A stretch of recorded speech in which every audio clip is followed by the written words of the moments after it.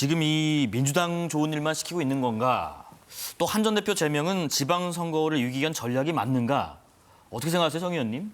민주당 좋은 일만 시키는 측면이 꽤 많죠. 예. 그런 악재가 많고 지금 김경 전 시의원이 사실은 강서구청장 보궐선거 때도 돈 잔뜩 달라 그래서 뭐 줬다 이런 말까지 나오고 7명의 지금 의원 이름이 언급되는 상황임에도 불구하고 1%가 올라갔다는 거 아니에요. 네. 이게 무슨 효과이겠습니까? 그러니까 사실은 그 반사이익이라든지 그런 여당의 어떤 문제와 부패를 공격하는 모멘텀도 지금 상실하고 내분으로 지금 정신없는 상황 아니겠습니까?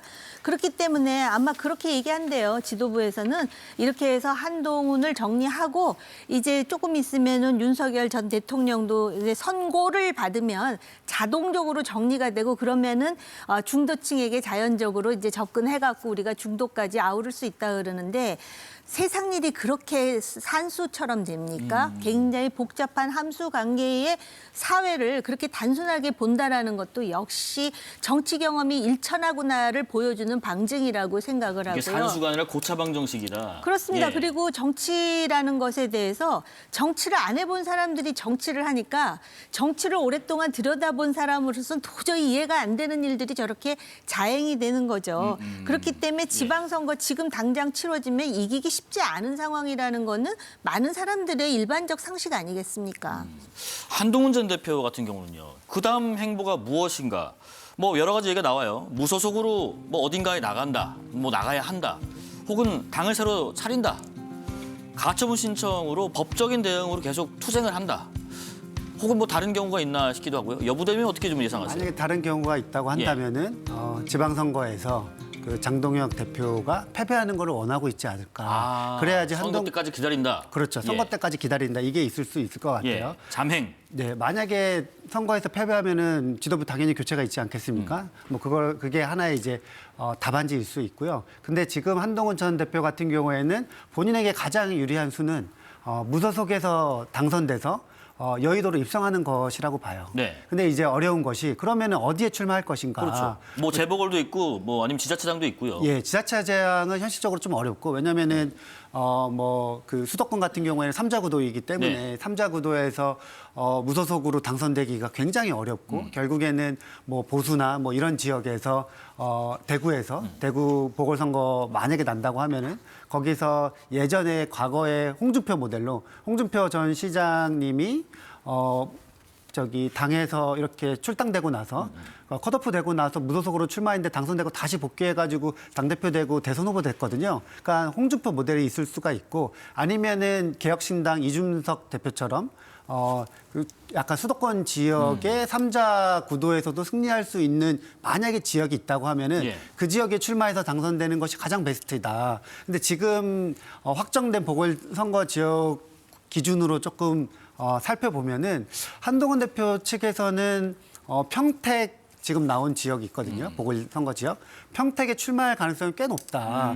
박정은 최고위원 같은 경우에도 평택을 아예 언급을 했어요. 그래서 한동훈 대표 같은 경우는 뭐 인천, 계양, 뭐 부산, 대구 이야기 나오는데 저 같으면은 평택에 출마할 것 같아요. 네. 근데 이제 평택에 출마했을 때는 굉장히 이제 빅매치가 예상되는 게 조국 대표도 평택에 출마할 가능성이 있거든요. 조국 대표가 평소에 이 공적 복수를 하겠다 이런 말씀을 많이 하셨고 어쨌든 윤석열 전 대통령은 이렇게 지금 뭐 이렇게 내란 혐의로 재판을 받고 있고 나머지 이제 한 분은 한동훈 전 대표인데 한동훈 대표와 뭔가 이 빅매치가 조금 기대된다. 평택에서. 이런 말씀을 드릴 수 있을 것 같습니다. 지금 그 한 전 대표 같은 경우에 정 의원님, 이른바 뭐 윤석열의 남자로 정계 입문을 했죠. 뭐 법무장관부터 비대위원장 당대표까지 하고 지금 제명까지 됐는데 윤석열의 남자 이미지를 벗게 됐다는 부분이 정치인으로서 이득인가? 아니면 단식 투쟁장에도 가지 않은 부분이 참 정치인으로서 아쉬운 대목인가? 어느 쪽에 손을 들기시겠어요?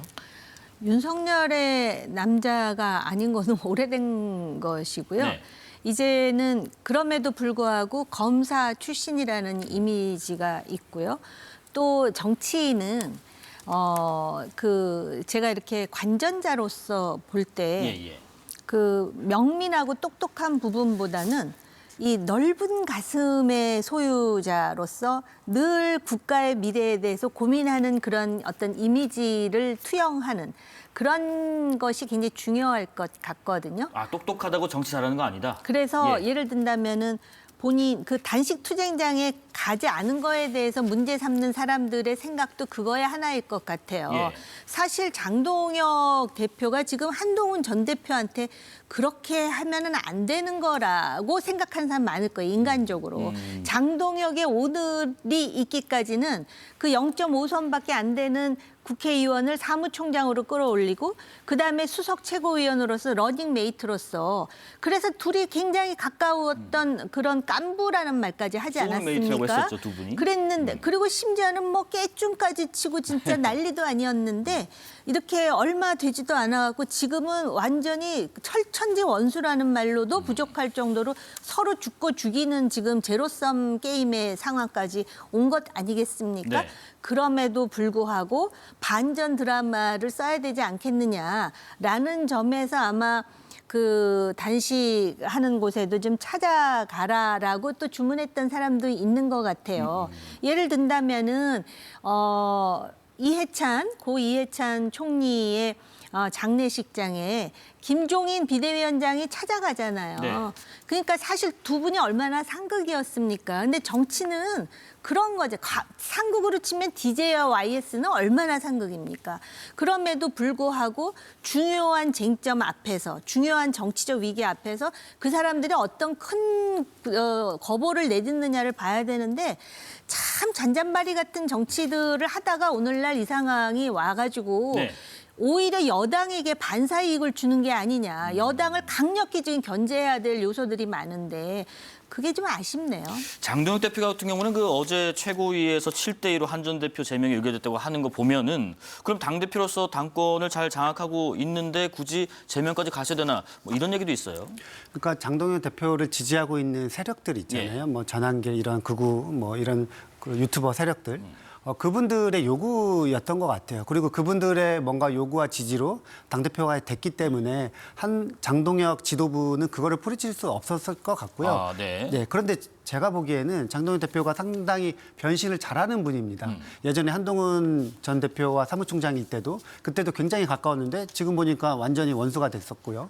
그리고 뭐 그 장동혁 대표의 지금까지 행보를 보면은 사실은 계속 이제 기다려달라 했었는데 네. 그걸 더 못했었는데 제가 아까 정 의원님 말씀하신 것처럼 한동훈 전 대표를 제명하고 그리고 윤석열 전 대통령 관련해서 판단이 나오면은 자연스럽게 이제 절연이 되기 때문에 장동훈 대표는 오히려 그것을 훌훌 틀고 중도층이나 아니면 선거를 앞두고 민심에 더 가까운 행보를 진짜 극적으로 변신할 수도 있겠다. 그래서 민주당이 상당히 좀 예의주시해야 된다. 이런 말씀을 드리겠습니다. 그 마지막으로 그 국민의 관련해서 지금 뭐 초장파, 초선, 뭐 강경파 각자 목소리를 냈는데 중진 의원들은 어디 갔나 이런 얘기도 있습니다. 그러게 말입니다. 이럴 때 중진들이 묵직하게 한마디를 남겨야 되는데 모르겠습니다. 당 지도부가 여러 가지 공천권이라든지 영향력을 행사하기 때문에 굳이 자기가 나설 이유가 없다라고 생각하는 것인지 아니면은 한동훈 전 대표에 대해서 감정적으로 그 뭐라 그럴까 중요한 정치적 경쟁자잖아요. 늘 한동훈 전 대표는 누구에게나 그런 정치적 계산을 했는지는 모르겠는데 중진뿐만이 아니라 원로들의 목소리도 아쉬운 상황입니다. 오늘날 보수 정당이 대한민국의 경제 근대화는 말할 것도 없고 네. 그것을 토대로 한 민주화에 영향을 끼쳤습니다. YS계가 보수 정당입니다.